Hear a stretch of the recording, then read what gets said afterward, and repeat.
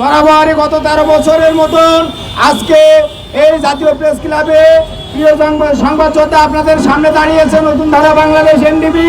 উপস্থিত রয়েছেন ধারার প্রতিষ্ঠাতা chairman columnist Momin Mehedi, senior vice chairman lion Shanta Farzana সহ আরো যেসব নেতাকর্মীরা, সকলের প্রতি কৃতজ্ঞতা, সালাম ও শুভেচ্ছা জানিয়ে আজকে বলতে চাই, প্রিয় সংবাদ যোদ্ধা, ইতিমধ্যে আপনারা দেখেছেন আমাদের ব্যানারটি পুশিন সমস্যা নিয়ে নতুন ধারা বাংলাদেশ এনডিবি আজ এই জাতীয় প্রেস ক্লাবের সামনে দাঁড়িয়েছে।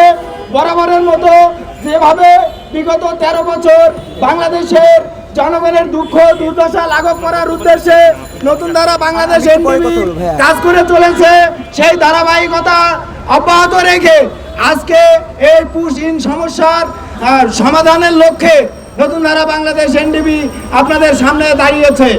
এই পুশিন সমস্যা একটি বড় সমস্যা। আপনারা বিগত বেশ কিছুদিন ধরে দেখছেন বাংলাদেশের 3 দিকে ভারতের কাঁটাতারের বেড়া বর্ডার রয়েছে, সেখান দিয়ে বিভিন্ন সময় বিএসএফ ফেলে ধাক্কা দিয়ে বাংলাদেশের ভিতরে তাদের দেশের নাগরিকদেরকে প্রবেশ করানোর চেষ্টা করছে।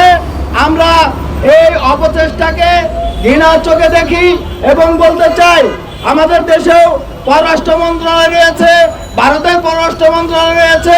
ভারত বিরোধী বাংলাদেশে আমরা কখনোই ভারত বিরোধী না, তবে কথা হলো একটা, যদি আপনারা অন্যায়ভাবে আমাদের ঘাড়ে চেপে বসেন আমরা কিন্তু সেটা প্রতিহত করব, সহ্য করব না।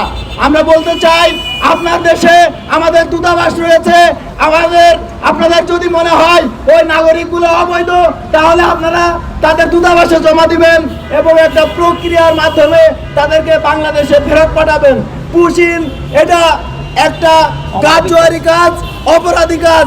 এই অপরাধ বাংলাদেশ নতুন ধারা বাংলাদেশ এনডিবি এই অপরাধকে ঘৃণার চোখে দেখছে, ধিক্কার জানাচ্ছে এবং সংশ্লিষ্ট মন্ত্রণালয়কে আজকের এই জায়গা থেকে আবেদন রাখবো, আপনারা সরকার টু সরকার, মন্ত্রণালয় টু মন্ত্রণালয় যোগাযোগ করে খুব সুন্দরভাবে যদি এদেশের নাগরিক হয় তাহলে দেশে ঢুকিয়ে নিয়ে আসবেন, আর যদি না হয় তাও তাদের নাগরিক তাদের দেশে থাকবে।